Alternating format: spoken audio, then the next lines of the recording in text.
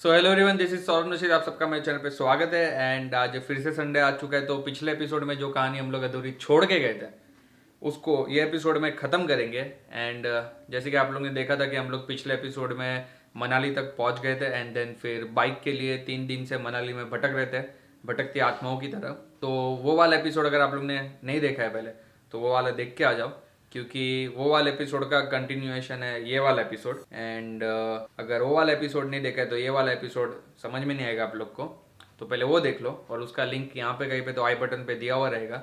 और जिन लोग ने वो वाला एपिसोड देखा हुआ है वो बने रहिए मेरे साथ। हम लोग बिना किसी देरी के ये वाला एपिसोड स्टार्ट करते हैं।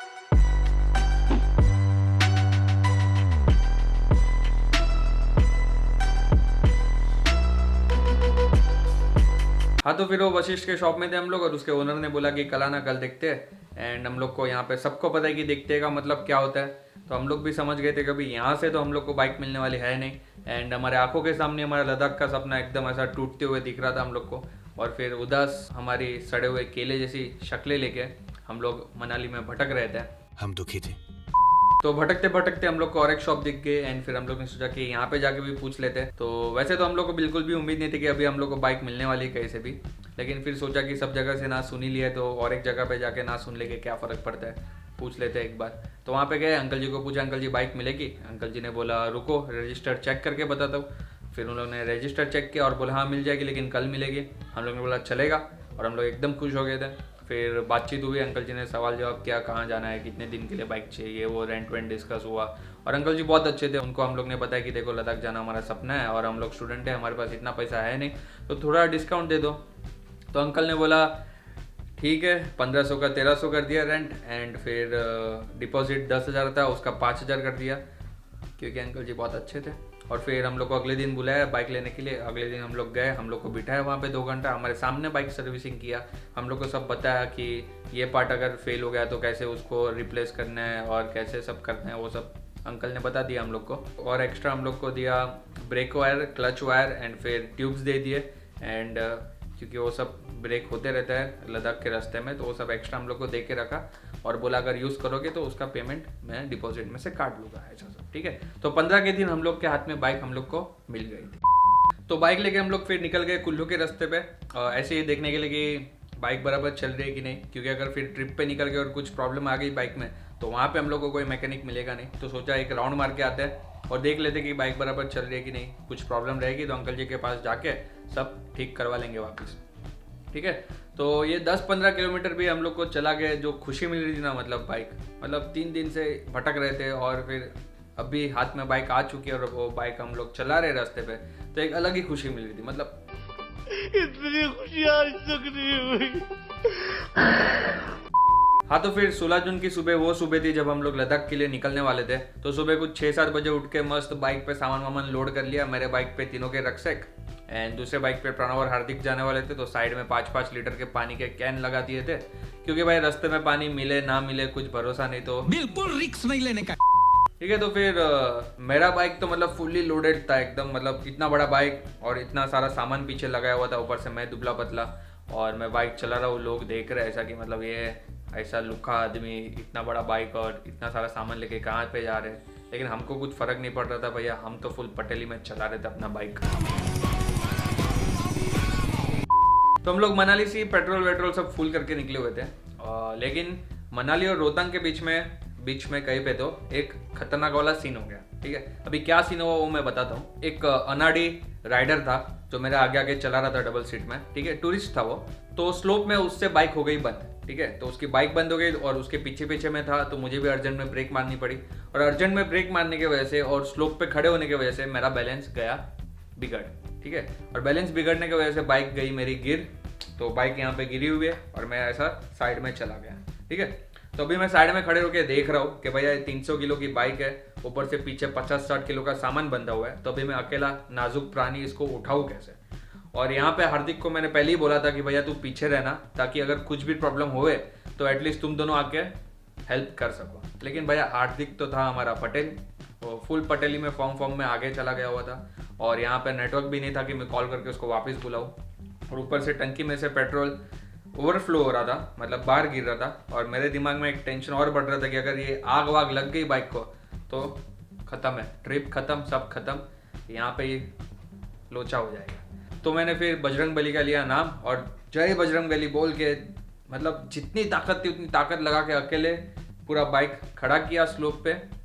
फिर बाइक चला के हम लोग पहुंचे रोहतांग, ठीक है। तो अभी रोहतांग में पहुंच के हम लोग क्या देखते हैं, रोहतांग पहुंच के हम लोग ने देखा कि भैया फुल ट्रैफिक जाम है, लंबा सा एकदम, और साइड में देखो तो सब पागलों की तरह बर्फ से खेल रहे। एंड यहाँ पे हम लोग ट्रैफिक में फंसे हुए, तो हमारा अलग ही एक फ्रस्ट्रेशन बिल्डअप हो रहा था। And we were like What the fuck is going on here? तो फिर हम लोग को 2 घंटे लग गए रोहतांग सिर्फ क्रॉस करने के लिए। लेकिन भैया रोहतांग क्रॉस करने के बाद जो खुला रास्ता मिला है और जो हंसी वादियाँ और वो वाह वाह वाह वाह बर्फीले पहाड़, मतलब मजा आ गया बाइक चलाने को। तो अभी रोहतांग के बाद आता है टांडी, एंड टांडी में आता है आखिरी पेट्रोल पंप। मतलब मनाली टू लेह के पूरे रास्ते में एक ही पेट्रोल पंप है और वो टांडी में है, ठीक है। और अगर ये वाला पेट्रोल पंप आप मिस कर देते हो तो आपको लेह तक पेट्रोल पंप मिलेगा नहीं और ना ही पेट्रोल मिलेगा, ठीक है। तो एक साधारण व्यक्ति क्या करता है, ऑब्वियस सी बात है कि वो यहाँ पे अपनी टंकी भी फुल कर देगा और जेलिकेंस भी सब फुल कर देगा। लेकिन हमारा हार्दिक था पटेल और उसको करनी थी पटेली, तो वो बोलता है कि यहाँ पे फुकट लाइन में नहीं खड़े रहते, हम लोग जाते हैं केलोंग। केलोंग में भी एक नया पेट्रोल पंप खुला हुआ है, वहाँ पे भरवा लें। और मैंने रास्ते में एक अंकल को बात करते हुए सुना था कि केलोंग में पेट्रोल पंप है करके, ऐसा, ठीक है। तो मैंने और प्रणव ने उसको बोला कि भैया तू पहले ये बोर्ड पढ़, ये बोर्ड में साफ साफ अंग्रेजी में लिखा हुआ है कि next filling station 365 kilometre ahead. उसका मतलब क्या कि अभी डायरेक्ट हमको लेह में पेट्रोल पंप मिलेगा, लेकिन नहीं, हमें करनी है पटेली। तो फिर हम लोग बिना पेट्रोल भरवाए गए केलोंग। तो अभी हम लोग केलोंग पहुंच गए एंड फिर वहाँ पे एक लोकल अंकल बैठे हुए थे, तो हम लोग ने उनको जाके पूछा कि भैया यहाँ पे पेट्रोल पंप कहाँ पे है, ठीक है। तो वो लोकल अंकल भी गए भड़क, और भड़क के बोले कि तुम लोग अंधे हो क्या, तुम लोग को दिखता नहीं है क्या, तुम लोग को इतनी अक्ल नहीं है क्या, पीछे इतना बड़ा जो पेट्रोल पंप था टांडी में वो तुम लोग को दिखा नहीं क्या। तो देखो अभी सब लोग यहाँ पे पेन लो, पेपर लो और एक बात नोट कर लो, लाइफ में बहुत काम में आएगी। और वो बात ये है कि लाइफ में फुकट की पटेली हमेशा भारी पड़ सकती है, ठीक है। और यहाँ पे 10 मिनट हम लोग ने ब्रेक लिया, 10 मिनट पहले हम लोग ने जी भर के हार्दिक को गालियाँ दी एंड फिर हम लोग ने मारा यू टर्न और हम लोग फिर से गए टांडी, ठीक है। और वैसे तो केलोंग टू टांडी का जो रास्ता था वो सिर्फ 10 किलोमीटर का था, लेकिन वो 10 किलोमीटर को कवर करने के लिए लग जाते थे 45 टू कुछ 50 मिनट्स, क्योंकि रास्ता पूरा ही खराब था, ठीक है। तो फिर से टांडी गए, पेट्रोल भरवाया एंड फिर से केलोंग आया। एंड केलोंग आगे क्या पता चलता है कि यहाँ पे टेंट लगाने के लिए कोई जगह है नहीं। तो फिर हम लोग गए आगे जिस्पा तक, ठीक है। और जिस्पा में पहुंचे हम लोग, तो यहाँ पे साइड में, रास्ते के साइड में 4-5 टेंट लगे हुए थे। तो वहाँ पे जाके हम लोग ने वो भैया को पूछा कि यहाँ पे टेंट लगा सकते हैं क्या। उन्होंने बोला लगा सकते, लेकिन एक टेंट का 200 रुपया लगेगा। एंड वी वर लाइक कि भाई टेंट हमारा, मेहनत हमारी, और 200 रुपया तेरे को दे, ऐसे कैसे। तो फिर यहाँ से हम लोग आगे गए एंड फिर आगे जाके हम लोग एक स्पॉट मिला मस्त टेंट लगाने के लिए। और वहाँ पे एक आंटी काम करती थी, वो आंटी को हम लोग ने पूछ लिया कि भैया आंटी यहाँ पे हम लोग टेंट लगा सकते हैं क्या। तो आंटी ने बोला हाँ ठीक है लगा लो, कोई दिक्कत नहीं है। तो हम लोग ने वहाँ पे टेंट लगा लिया एंड फिर मस्त बॉनफायर किया और हाथ सेक लिया हमारे, क्योंकि ठंडी थी ज़बरदस्त वाली तभी वहाँ पे। एंड फिर हम लोग वहाँ से गए आगे एक ढाबे पे डिनर करने के लिए। तो वहाँ पे जाके वो ढाबे वाले अंकल से हम लोग ने फ़ोन लेके घर पे कॉल कर दिया, क्योंकि वो टाइम पे मनाली टू लेह के पूरे रास्ते में नेटवर्क नहीं होता था, सिर्फ BSNL चलता था, वो भी पोस्ट पेड, ठीक है। तो हमारे पास वो था नहीं। और वैसे तो मनाली से निकलने के टाइम में हम लोग ने बोल दिया था कि नेटवर्क रहेगा नहीं और जब भी मौका मिलेगा तब हम लोग कॉल करेंगे। तो वैसे ही आज एक मौका मिल गया था हम लोग को, तो हम लोग ने सोचा फ़ोन लेके अंकल से कॉल कर देते घर पे, ठीक है। तो घर पे कॉल कर दिया, डिनर विनर कर लिया, फिर वापस टेंट में गए एंड टेंट में जाके सो गए। तो फिर अगले दिन सुबह सबसे पहले जल्दी उठा मैं एंड फिर उठने के बाद मैं गया टेंट के पीछे थोड़ा और उधर जाके सुबह का कार्यक्रम खत्म किया। और वो कार्यक्रम खत्म करके मैं टेंट के उधर आया वापस। तो वहाँ पे मैं क्या देखता हूँ, वहाँ पे एक आंटी मतलब आगे रास्ते पे खड़ी हुई है, मेरी तरफ देख रही है। और वो आंटी डम एंड डेफ थी और मेरी तरफ देख के गुस्से से ऐसा ऐसा इशारा किया, ठीक है। और ऐसा ऐसा इशारा करके आंटी आगे चली गई, ठीक है। तो ये देख के मेरी फटकी हो गई 16, ठीक है। तो ये फटी 16 में मैंने हार्दिक और प्रणव को उठा और उन लोग को उठा के कहानी बताई, तो उन लोग की फटकी हो गई 32, ठीक है। तो ये 16-32 में हम लोग ने फटाफट टेंट रोल किया, पैक किया, सामान वामान सब लोड किया बाइक में और पहली फुर्सत में हम लोग वहाँ से निकले, ठीक है। और निकल के गए आगे। फिर आगे बढ़िया सा मस्त बड़ा बड़ा वाटरफॉल आया, वहाँ पे हम लोग ने बॉटले भरी और फिर हार्दिक और प्रणव भी थोड़ा साइड में जाके सुबह का सब कार्यक्रम जो होता है वो ख़त्म किया एंड फिर हम लोग गए वहाँ से आगे। तो फिर जिस्पा के बाद आता है दारचा, दारचा के बाद आता है जिंगजिंग बार एंड जैसे जैसे हम लोग आगे बढ़ रहे थे वैसे वैसे हाइट भी बढ़ती जा रही थी और ठंडी भी बढ़ती जा रही थी। तो फिर ठंडी से बचने के लिए हम लोग अपने शरीर पे एक एक कपड़ों का लेयर बढ़ाते जा रहे थे, ठीक है। तो जिंगजिंग बार तक ऊपर हो गए थे 5 लेयर और नीचे हो गए थे 2 लेयर, ठीक है।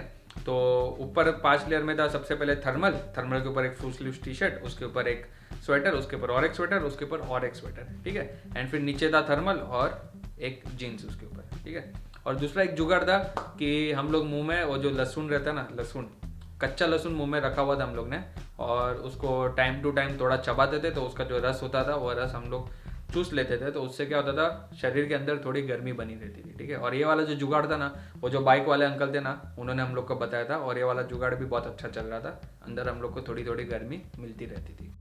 हाँ, तो अभी जिंगजिंग बार में सबसे पहला और बड़ा वाला वाटर क्रॉसिंग आता है, ठीक है। तो पहले हम लोग को तो लगा थी ठीक है वाटर क्रॉसिंग है, मतलब नॉर्मल रास्ता है और ऊपर से पानी बहते हुए जा रहा है, ऐसे ही पैर ऊपर रख के मस्त बाइक निकाल लेंगे आसानी से।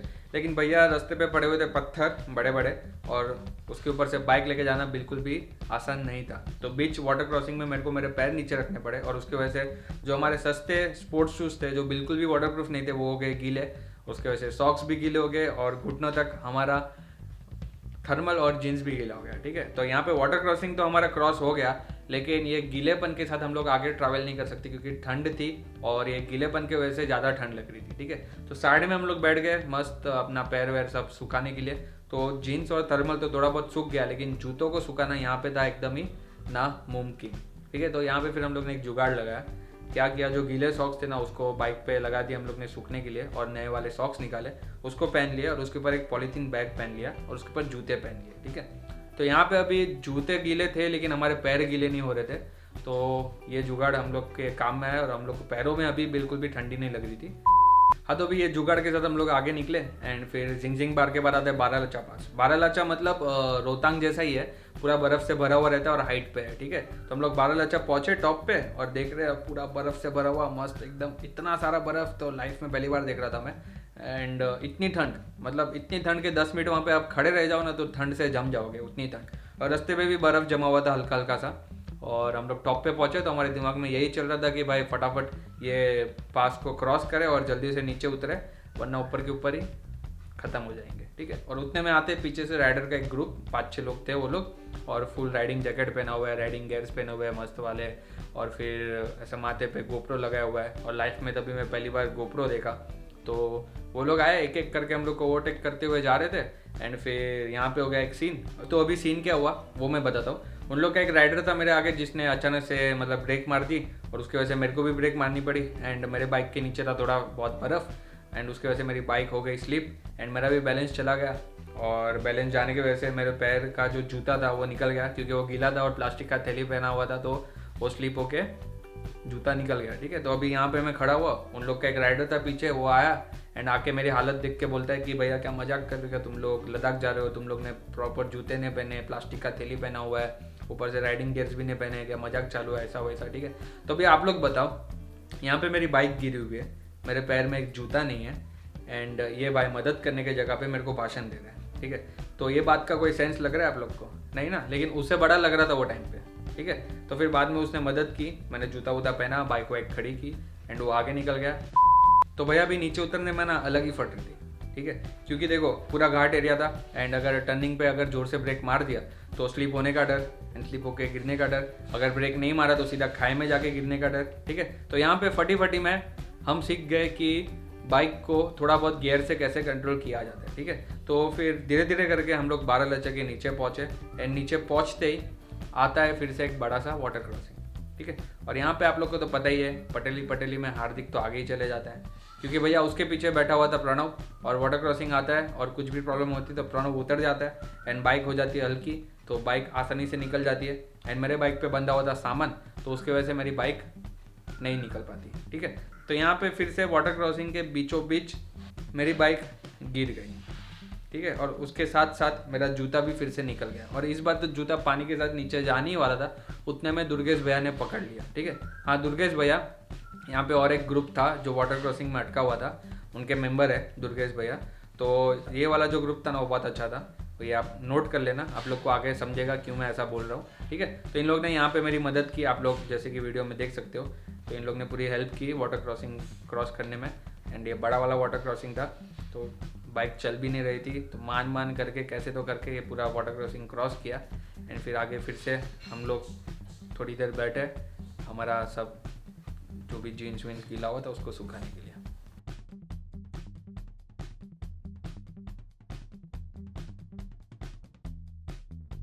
हाँ, तो अभी बारालाचा के बाद आता है सरचू, एंड सरचू है मनाली लेह का मिड पॉइंट, ठीक है। तो यहाँ पे अभी हम लोग को टेंट्स लगे हुए दिख रहे थे एंड लोकल लोग भी थे, तो हम लोग ने सोचा यहाँ पे बैठते चाय भी पीते। और जो सबसे पहले वाला जो ग्रुप हम लोग को मिला था जिसने हमारी मदद की थी, मैं गिर गया था और थोड़ा बहुत भाषण दिया था और मेरी हेल्प की थी, वो वाला ग्रुप पहले से यहाँ पे बैठा हुआ था। तो हम लोग भी बैठ गए और फिर चाय पी रहे थे। फिर हम लोग ने सोचा कि उन लोग को पूछते कि हम लोग उन लोग के साथ ज्वाइन कर सकते हैं कि नहीं, क्योंकि वो लोग एक्सपीरियंस लग रहे थे हम लोग को, और क्या साथ में जाएंगे तो थोड़ा बहुत मोटिवेशन बना रहेगा, मदद करने में काम में आएंगे, तो आसानी से थोड़ा आगे की जर्नी निकल जाएगी।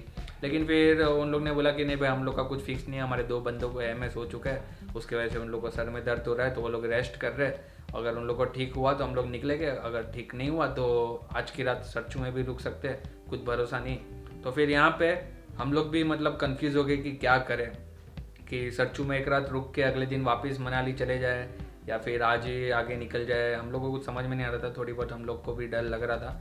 तो ऐसे ही डबल साइडेड थॉट्स आ रहे थे हमारे दिमाग में। तो हम लोग ने सोचा ठीक है, देखते अभी सोचेंगे कुछ।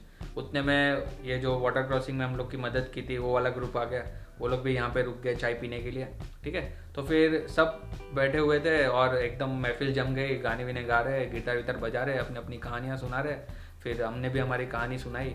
तो हमारी कहानी सुन के वो जो दूसरा ग्रुप था जिन्होंने वाटर क्रॉसिंग में हमारी हेल्प की थी, उन लोग ने बोल दिया कि हाँ ठीक है, तुम लोग हमारे साथ आना चाहते हो तो आ सकते हो, साथ में जाएंगे तो ज़्यादा मज़ा आएगा। तो फिर हम लोग भी खुश हो गए कि भैया वाह अच्छा है, अभी लद्दाख राइड हमारा कंप्लीट हो सकता है। तो समझ में आया अभी मैं क्यों ऐसा बोल रहा था कि बहुत भले लोग हैं वो लोग, बहुत अच्छे लोग हैं, इसलिए बोल रहा था कि वो लोग ने हम लोग को साथ में लेके जाने के लिए रेडी हो गए थे, ठीक है। तो यहाँ पे अभी इन भले लोगों का इंट्रोडक्शन करवा देता हूँ आप लोग के साथ, क्योंकि अभी ये लोग भी कहानी के मेन कैरेक्टर्स बन चुके हैं। तो यहाँ पे देखो, सबसे पहले जो हार्दिक के बाजू में खड़े ग्रीन या नियॉन कलर के रेनकोट में, वो है दुर्गेश भैया। दुर्गेश भैया के बाजू में सिद्धार्थ भैया, उनके बाजू में अर्पित भैया, और अर्पित भैया और मेरे बीच में जो खड़े हैं वो है राहुल भैया, ठीक है। तो राहुल भैया और अर्पित भैया आए थे बेंगलोर से राइड करके, बाकी सिद्धार्थ भैया शायद से फ्लाइट में आए थे दिल्ली तक, एंड दुर्गेश भैया दिल्ली से बाइक ले लिए थे। तो ये चारों फिर दिल्ली से लद्दाख के लिए निकले थे, ठीक है। तो यहाँ पे हमारे में था प्रणव पिलियन और वहाँ पे सिद्धार्थ भैया पिलियन थे, ठीक है। तो अभी देखो, पिलियन लोग के लिए मतलब हेड्स ऑफ है, क्योंकि देखो बाइक चलाने में मज़ा आती है, लेकिन पिलियन बनना बहुत ही मुश्किल होता है, क्योंकि पीछे बैठना मेरे लिए तो मतलब मैं तो बैठ ना पाऊँ। 10 किलोमीटर भी अगर कोई बैठने बोले ना तो मैं बोलूँगा भाई जान दे, मेरे से नहीं हो पाएगा, या तो मेरे को बाइक चलाने दे या तो फिर मैं नहीं आ रहा हूँ, ठीक है। लेकिन ये लोग इतना बड़ा जर्नी पीछे बैठ के कर रहे थे, और तो मतलब इन लोग का पेशेंस लेवल जो है ना, मतलब सबसे हाई था हम लोग में से, ठीक है। हम लोग में से मेरे को नहीं लगता कोई पिलियन बन सकता था, लेकिन ये लोग बने हुए थे। और प्रणव के पास तो कोई ऑप्शन था भी नहीं, क्योंकि उसको बाइक चलानी आती नहीं थी वो टाइम पे। लेकिन ठीक है प्रणव, तूने अच्छा काम किया पीछे बैठ के, बहुत आसान काम नहीं है वो, तो थोड़ी तारीफ कर देता हूँ तेरी भी। हाँ, तो फिर सरचू से हम लोग सब साथ में निकले, एंड फिर जितने ज़्यादा लोग उतने ज़्यादा टाइम पास। तो जहाँ मौका मिलता था वहाँ पे हम लोग चाय पीने के लिए रुक जाते थे एंड कहानियाँ सुनाने लग जाते थे। तो इतना चाय पिया और नुस्ता लहसुन चबाया, तो उसके वजह से पेट में हो गई थी गैस, ठीक है। तो बाइक जब भी खड्डे में जाती थी तो बाइक के टायर के साथ साथ हमारे पेट से भी थोड़ी बहुत हवा निकल जाती थी। तो फिर शाम के 5-6 बजे हम लोग पांग पहुँचे, एंड पांग था 1580 फीट पे। तो यहाँ पे हाइट ज़्यादा, उतनी ठंड ज़्यादा, एंड उसके साथ साथ सांस लेने में भी प्रॉब्लम हो रही थी। तो बाहर खुद का टेंट लगा के सोने की तो बात ही नहीं थी, एंड लोकल लोग ने यहाँ पे टेंट लगाया हुआ था, तो हम लोग ने सोचा वहाँ पे ही रहेंगे हम लोग। तो यहाँ पे 200 रुपये में मस्त बेड मिल रहा था एंड कंबल मिल रहा था ओढ़ने के लिए। तो हम लोग ने हमारा रात का गुजारा वहाँ पे ही किया, एंड खाना पीना भी मिल रहा था मस्त सस्ते में। लेकिन प्रॉब्लम एक ही थी कि कंबल जो थे वो बहुत मोटे थे, तो अगर आप पूरा ओढ़ के सोओगे तो सांस लेने में प्रॉब्लम हो रही थी, एंड अगर आप उसको थोड़ा नीचे करोगे तो ठंड के वजह से आप सो नहीं पाओगे। तो पूरी रात ऐसा ऊपर नीचे करने में ही निकल गई, एंड हमारी नींद बिल्कुल भी कंप्लीट नहीं हुई। और सुबह उठ के फिर काम वाम सब खत्म करके हम लोग ब्रेकफास्ट करके निकलने वाले थे। उतने में हम लोग देखते हैं कि अर्पित भैया का जो आगे का टायर था वो पंक्चर था, उसमें हवा नहीं थी। तो फिर हम लोग सब मिलके वो टायर को खोले, फिर उसका ट्यूब चेंज किए एंड फिर हैंड पंप से उसमें हवा भर रहे थे। ठीक है, तो 10 पंप मारने पे जितना टायर नहीं फूलता था उससे कई ज़्यादा हमारी सांस फूल जाती थी।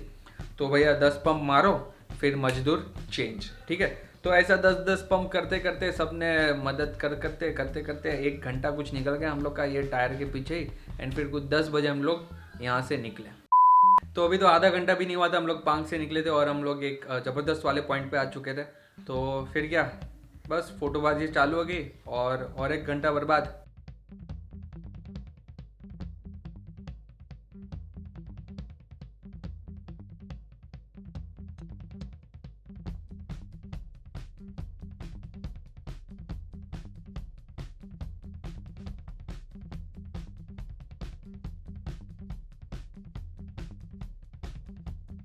तो अभी पांग के बाद आता है मोर प्लेन्स, और मोर प्लेन्स मतलब एकदम 50 किलोमीटर्स का एकदम ऐसा लंबा रोड है। ठीक है, और एकदम मक्खन। ठीक है, एक खड्डा भी नहीं मिलेगा आपको इसमें। तो भाई ऐसा मस्त रोड रहेगा तो बाइक कौन नहीं भगाएगा, बराबर है, सब भगाते। तो हम लोग भी भगा रहे थे 70-80 पे फुल मस्त। और फिर जहाँ मौका मिले वहाँ पे फोटोबाजी और वीडियोबाजी।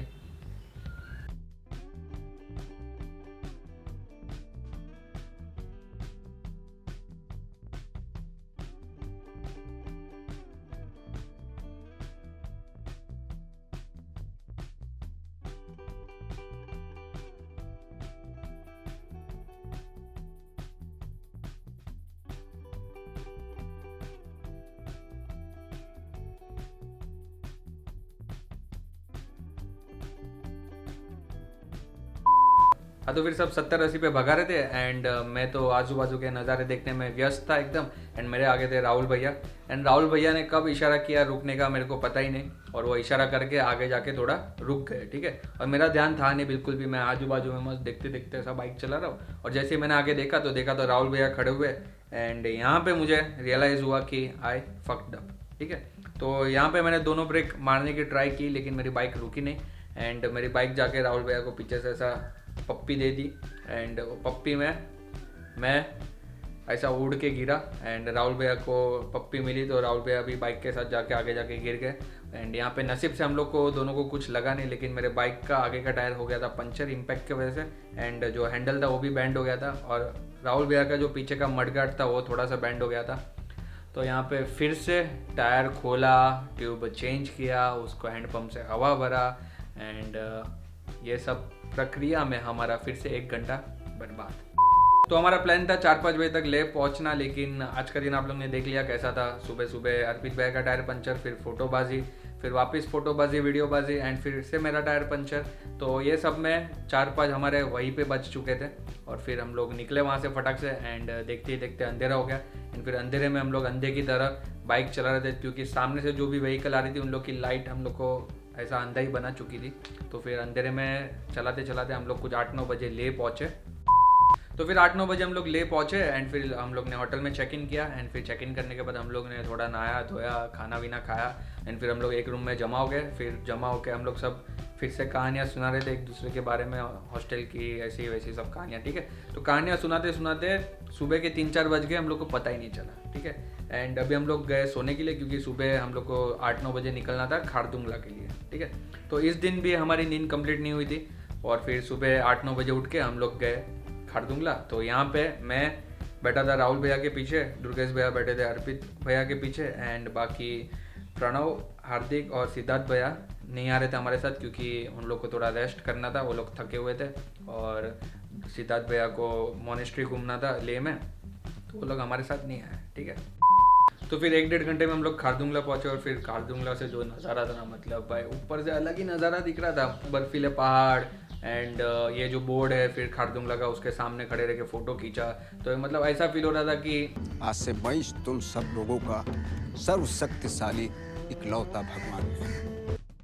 वहाँ पे हम लोग ने चाय मैगी खाया मस्त। एंड फिर हम लोग वहाँ से निकले, क्योंकि वहाँ पे बर्फ़ गिरना चालू हो चुका था और एकदम तूफान जैसा माहौल हो गया था। तो वहाँ से हम लोग नीचे निकले और ऊपर तूफान हो रहा था, तो फिर नीचे लैंडस्लाइड हो रहा था।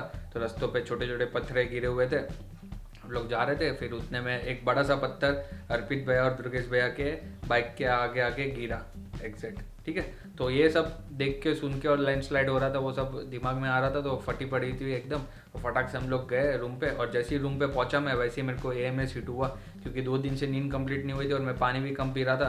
तो AMS हिट हुआ, तो उसमें मेरा बहुत सर दर्द कर रहा था, मतलब ऐसा खतरनाक सर दर्द कर रहा था कि मतलब ज़मीन पर ऐसा पैर रखूँ तो ऐसा लग रहा था कि सर पे कोई हथौड़ा मार रहा है, ठीक है। तो 1-1.5 लीटर पानी पिया मैं और 2-3 घंटे के लिए सो गया, ठीक है। फिर शाम को उठा एंड फिर हम लोग फिर बाहर निकले, मार्केट घूमने गए एंड बस वो दिन ख़त्म हो गया। फिर अगले दिन उठे और अगले दिन फिर से हम लोग कैफ़े में गए आजू बाजू में खाना खाने के लिए, एंड फिर हमारा बाइक लेके जाना था हम लोग को ये हैंडल ठीक करवाने के लिए। तो मेरे बाइक मैं लेके जा रहा था, उतने में देखा तो पीछे का टायर पंचर। फिर पंचर वाले के पास पहले गए तो वो बोलता है कि पीछे का टायर तो पूरा ख़राब हो चुका है, उसमें ये क्या बोलते हैं तार निकल आ चुकी है, तो पंचर करवा के कुछ मतलब नहीं, टायर चेंज करना पड़ेगा। तो मैंने अंकल को फ़ोन लगा कि अंकल ऐसा ऐसा टायर बिगड़ गया है तो अभी चेंज करवाना पड़ेगा। तो अंकल बोलते चेंज करवा लो और पुराना टायर मेरे को दिखाने के लिए लेके आना, तो ही मैं आपको नए टायर का पैसा रिटर्न करूँगा, ठीक है। तो पुराना टायर हमने बाइक के पीछे लगा दिया और पूरा रिटर्न जर्नी हम टायर को साथ में लेके गए हमारे, समझ रहे हो, इतना मगजमारी। हाँ, तो अभी रिटर्न हम लोग सब साथ में ही जा रहे थे फिर से, एंड सेम रास्ते से जा रहे थे। तो फिर से मोरे प्लेन्स आता है यहाँ पे, तो मोर प्लेन्स पे ना मतलब मैं और अर्पित भैया एकदम लास्ट में थे, ये लोग सब आगे जा रहे थे, हम लोग आराम से जा रहे थे। तो हम लोग को साइड में एक टेंट दिखा, ठीक है। तो हम लोग ने सोचा कि क्या है वहाँ पे, कौन रहता रहेगा, चलो देख के आते हैं, ठीक है। तो हम लोग वहाँ पे गए तो देखा तो लोकल लोग वहाँ पे बैठ के पूजा करते थे, कुछ तो इतने सारे दिए जलाए हुए थे और उन लोग के रिचुअल्स के हिसाब से कुछ तो पूजा कर रहे थे। तो हम लोग सोचा चलो बैठते हैं थोड़ी देर, देखते हैं क्या चालू है। तो हम लोग वहाँ पे बैठे, तो उन लोग इतने अच्छे लोग थे कि उन लोग ने हम लोग को प्रसाद के रूप में उन लोग का जो लोकल ड्रिंक रहता है ना, छांग बोलते हैं जिसको, वो हम लोग को ऑफर किया एक कप में। वो हम लोग ने पिया तो बॉडी में एकदम मस्त गर्मी आ गई, एंड फिर वहाँ पे दिए जल रहे थे, उसके वजह से और गर्मी हम लोग को महसूस हो रही थी। तो हम लोग को ऐसा मन कर रहा था कि हम लोग टेंट से बाहर निकले ही नहीं, क्योंकि टेंट के बाहर बहुत ठंडी थी और टेंट के अंदर एकदम मस्त गर्मी मिल रही थी मस्त एकदम। तो फिर हम लोग को मन ही नहीं कर रहा था बाहर निकलने का, लेकिन फिर ये लोग सब आगे रुके हुए थे और हम लोग को पांग भी पहुंचना था आज के दिन में। तो हम लोग ने सोचा चलो अभी निकलते हैं, बहुत हो गया। फिर हम लोग निकले और फिर और एक ऐसा पॉइंट मिला हम लोग को, फिर हम लोग वहाँ पे फिर से फ़ोटोबाजी करने लग गए, एंड फिर पांग पहुँचे हम लोग, एंड फिर ऐसा ऐसा करके ख़त्म। तो बहुत है अभी भी बताने के लिए, लेकिन ये वीडियो बहुत लंबा हो गया। अभी जो मेन था मैंने वो सब बता दिया, एंड हमारा ले का जो जर्नी था वो ऐसा था, एडवेंचर और पूरा ऐसा फ़नी और जो भी था डरावना वरावना ऐसा हमारे लिए तो था। स्टोरी में आप लोग को लगा नहीं लगा मैं पता नहीं अभी, लेकिन मैंने पूरी कोशिश की है कि जो मेन पार्ट्स है वो मैं आप लोग को बता सकूँ और आप लोग उसको इमेजिन करके आप लोग खुद से सोच सकते हो अभी कैसा रहेगा हमारा जर्नी। तो बस इतना ही, अभी ख़त्म करते हैं अभी ये स्टोरी को। एंड अभी जो हमारा खर्चा हुआ था वो मैं बता देता हूँ। तो हम लोग मुंबई से निकले थे, मुंबई से दिल्ली, दिल्ली से फिर शिमला, शिमला से मनाली, मनाली में 4 दिन रुके हुए थे। फिर रेंट पे लिया हम लोग ने बाइक 8 दिन के लिए, 3 दिन जाने का 3 दिन आने का, 2 दिन ले में रुके थे, ले का होटल, फिर खाने पीने का, और ये सब का खर्चा मिला के हम लोग का कुछ हुआ था 22 से 25 हज़ार रुपये, ठीक है। और कुछ 15 से 18 दिन लगे थे हम लोग को पूरा ये मुंबई से मुंबई वापस आने के लिए। फिर ठीक है, तो अभी हर एक स्टोरी का कंक्लूजन होता है, तात्पर्य होता है। तो ये स्टोरी का भी कुछ 4 कंक्लूजन है क्योंकि लंबी स्टोरी थी। तो सबसे पहला कंक्लूजन है कि जब भी आपको लाइफ में मौका मिले अपने दोस्तों के साथ ट्रिप पे जाने का, तो उस मौके को छोड़ना मत, क्योंकि वो ट्रिप पे आपको बहुत मज़ा आएगा, एक अलग ही एक्सपीरियंस रहेगा, बहुत सारे लोगों से मिलने का मौका मिलेगा आप लोग को, तो मज़ा आएगा, समझ लो आप लोग। तो ट्रिप पे जाने का मौका कभी छोड़ना मत। दूसरा कंक्लूजन है कोशिश करने वालों की कभी हार नहीं होती, क्योंकि हम लोग ने 3 दिन तक लगातार कोशिश की बाइक ढूंढने की, तो हम लोग को आखिर में बाइक मिल ही गई। वैसे आप लोग को जो भी चाहिए उसके लिए कोशिश करते रहना, तो आपको भी अंत में वो चीज़ मिल जाएगी, ठीक है। तीसरा कंक्लूजन है कि हद से ज़्यादा पटेली लाइफ में अच्छी नहीं होती। तो हार्दिक ने पटेली मारी थी, उसके वजह से हमारा पेट्रोल पंप छूट गया था। फिर मैंने पटेली मारी कि मेरे को कुछ नहीं हो सकता, और पानी कम पिया, फिर नींद भी कंप्लीट नहीं की मैंने बराबर से, और खारदुंगला चले गया जो हाईएस्ट पॉइंट है मोटरेबल, तो वहाँ पे जाके मेरे को AMS हिट हो गया, ठीक है। अभी चौथा कंक्लूजन आता है कि आप कोई भी चीज़ को अगर अपने दिल से चाहते हो तो पूरी कायनात हो, जो ओम शांति वाला डायलॉग है ना, वो वाला डायलॉग। तो यहाँ पे देखो हम पूरे दिल से चाह रहे थे कि हम लोग को लद्दाख ट्रिप कंप्लीट करना है, तो यहाँ पे पूरे कायनात ने हमारी मदद की। सबसे पहला कायनात थे वो अंकल जिन्होंने हम लोग को बाइक रेंट पे दी। फिर दूसरे कायनात थे ये भले लोग जिन लोग ने हमें उनके ग्रुप के साथ ज्वाइन किया और हम लोग को मोटिवेट करके ये हमारा ट्रिप जो है वो कंप्लीट करवाया। तो बस इतना ही। तो अभी ये एपिसोड को ख़त्म करते हैं, बहुत लंबा हो गया मेरे को पता है, लेकिन कहानी भी इतनी लंबी थी, क्या करूँ, 10-15 दिन की पूरी कहानी सुना रहा हूँ मैं आप लोग को, तो लंबा तो होने ही वाला है। पर ये सोचो कि इतनी कहानी सुनाते सुनाते मेरा गला सूख गया यहाँ पे। तो बस फटाफट अभी ये एपिसोड खत्म करते हैं। अच्छा लगा तो लाइक कर दो, ऐसे एपिसोड्स देखने तो सब्सक्राइब करो, बेल आइकन दबा दो ताकि आप मेरे एक भी वीडियो को मिस ना करो। एंड मिलते हैं अगले व्लॉग में, तब तक के लिए खाओ पियो और मेरे वीडियोस के बारे में घूमते रहो। Tata bye bye.